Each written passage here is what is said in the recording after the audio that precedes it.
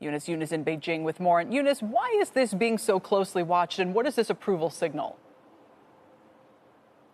Well, it's being closely watched because the U.S. and the Europeans had already approved this deal, and China was really the holdout on this approval. So in a statement today, the Chinese antitrust regulator had approved the $35 billion acquisition, but with conditions. So what the conditions are, they said, is that the two companies must honor existing contract terms with Chinese clients.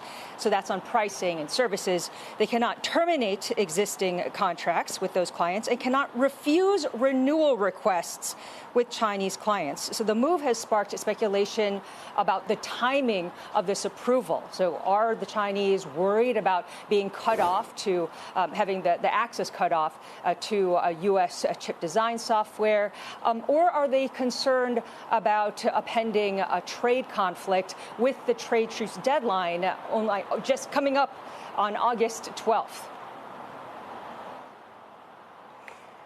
Eunice, we also have, and this is interesting, I appreciate you mentioning that. Again, this may be a sign of China's market opening or cooperation with the U.S. at a minimum. NVIDIA CEO Jensen Huang is heading out there for a media briefing, I believe it is, in a couple of days' time.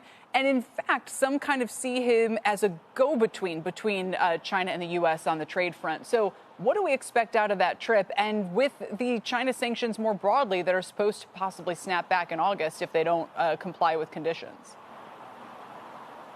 Yeah, that's right. His trip is being very closely watched here. It was actually announced on CCTV, so on the state broadcaster.